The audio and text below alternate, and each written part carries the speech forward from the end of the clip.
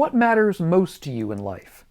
The Buddha offered tools for us to navigate life, but our approach to practice has to be personal. What we gain from the teachings depends upon what we value and what we're looking for. In this video, we'll explore how we can find a personal approach to practice that resonates most with our goals and values. Whether that be a desire for complete freedom from suffering on the one hand, or more of a look for balance and peace in our daily lives. First, I want to point out the potential range of our aspirations here. In early Buddhism, the main aspiration, the main goal that the Buddha taught was the complete eradication of suffering through the eradication of craving. Now, for some few of us, this will indeed be our goal, and in that case, what we're going to be looking for is a very dedicated form of practice, perhaps even the desire to become a monastic. However, not everyone will aim for complete renunciation or enlightenment. This is something the Buddha himself recognized in many of his discourses to lay people. Early Buddhist teachings can benefit anyone looking for a more balanced, peaceful, and compassionate life, even if what they're not looking for directly is enlightenment. There are, after all, many possible motivations we can have to come to Buddhist practice. One person may want to reduce stress and anxiety in their lives. Another person may want to improve relationships with others and live more compassionately. A third may want to investigate their minds and understand the way their minds work so that they can live lives that are more equanimous. The Buddha offered many teachings that were directed at lay people living ordinary lay lives, and this, in early Buddhism, is a perfectly valid and valuable approach. It often aligns better with our priorities than a path directed exclusively at renunciation and enlightenment. Second, I want to suggest an exercise for us to mentally reflect upon. Here we might want to sit in a quiet and undisturbed location, close our eyes, and consider what matters to me most right now. This could involve anything. It could involve family, it could involve career, it could involve helping others, it could involve personal growth and achievement, whatever happens to be front of our minds at the moment. We might ask ourselves certain supporting questions, such as, what do we want to cultivate more of in our lives? Are there certain things in our lives that we feel dissatisfied with or want to change? What does contentment look like in our lives? Is there a way that we could picture being truly content? What kinds of values, what kinds of achievements, what kinds of directions would we need to go in to get that kind of true contentment? Having this kind of clarity about what really matters to us will help in choosing the kind of Buddhist practices that are most useful in aligning with our values and our aspirations. Third, let's run through some practical examples to make clear what I'm talking about here. So, let's say we're the sort of person who wants to reduce stress and anxiety in our lives. Well, in that case, we can look to perhaps a practice of mindfulness meditation or a daily body scan, which is where we lie down or sit down and attend to the body, beginning, let's say, at the feet and moving up, attending in part to each part of the body, relaxing it, just feeling it how it is as we move up through the body slowly.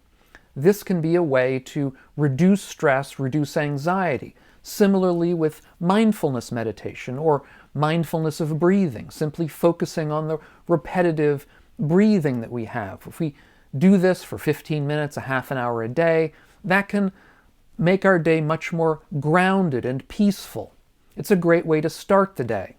Or we might consider signing up for an MBSR course, Mindfulness-Based Stress Reduction, which is a longer-term course, a few weeks long, that we can gain from experienced practitioners that can again help us to organize and understand our stress and deal with it in a better way.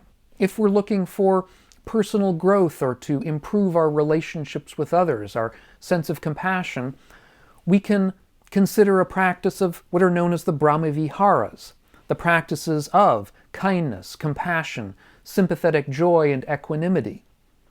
This is another way that we can sit down to meditate every day in a formal situation, find a quiet place, sit in formal meditation, and extend our minds to the world, to people around us, wishing them well, giving kind wishes that they be happy and healthy and safe, that they be free from harm. We can begin with a small group of people and over time extend these wishes of goodwill to larger and larger groups of people, including ourselves. If we're looking for deeper self-understanding, understanding of our minds and mental clarity, we might consider pursuing a practice of vipassana or insight meditation, where again we sit quietly, mindfully, paying attention to what arises and passes in the mind, such as our perceptions, thoughts and ideas, pleasures, pains, and so on. We watch them arise, we watch them pass. Watching such states without judgment can help us become more aware over time of how our mind works, how we tend to react to things in our environments, and the ways that we react either more skillfully or less skillfully to certain kinds of things that arise around us. And this can help us to learn more wise ways of living in the world. Or if we're looking for a path of complete liberation from suffering, then all of the practices I've just mentioned can be extremely useful, indeed necessary, essential to that kind of goal. But in that case, we're going to want to pursue that kind of path in a dedicated fashion. Perhaps we're going to want to undertake lengthy retreats with accomplished and professional meditators and teachers. We're going to want perhaps we might consider anyway, to becoming a monastic, because that'll give us perhaps the time and experience we need. But in all of these cases, we should start slowly. If what we're going for is the whole thing, if we're going for enlightenment, we should start slowly, because there are a small percentage of people who do not react well to intensive meditative training. I did a video about this in the past. I'll leave a link to that down below in the notes. So it's, again, good to start slowly, work our way up, and remember that the Buddha discussed the path of practice as a gradual path, a gradual training that takes time. It's not the sort of thing we should expect to get completed in a day or a week or a month, but rather can take years or decades. And it requires intense dedication during that period. And in all of these cases, no matter which of these paths or which other path we're looking for, in Buddhism it's essential to remember the ethical training, to remain kind and compassionate to those around us. This is a necessary foundation no matter what we're deciding to do. Not to say that any of us have to be perfect in this. The idea of perfection, especially at the very beginning, can be a hindrance to our progress along the path. It's better to be aware of our mistakes when we make them, because we will make them. But simply to be open to our getting better over time, our making a sincere desire not to repeat the same mistakes we've made before, even in that we'll trip up from time to time. And indeed, each of us will have different ideas about what constitutes harm, what makes us harm other people, or what is compassionate, what's not compassionate. But the point is, in all of Buddhism, to avoid harm as much as we can. Fourth, I think it's important that we be open to change. We begin this training, this path, whatever path we're on, in alignment with our goals and values.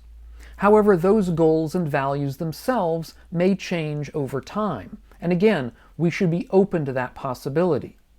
So what may have begun as a path of reducing stress and anxiety may turn to a path instead of opening up our experiences with other people, or being interested in the way our mind works, or even become one of desiring full liberation.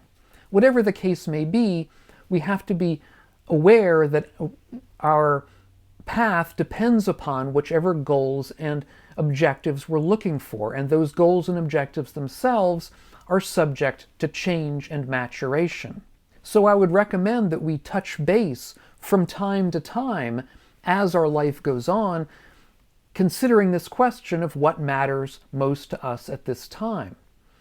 And then changing how we approach practice depending on how that particular answer comes.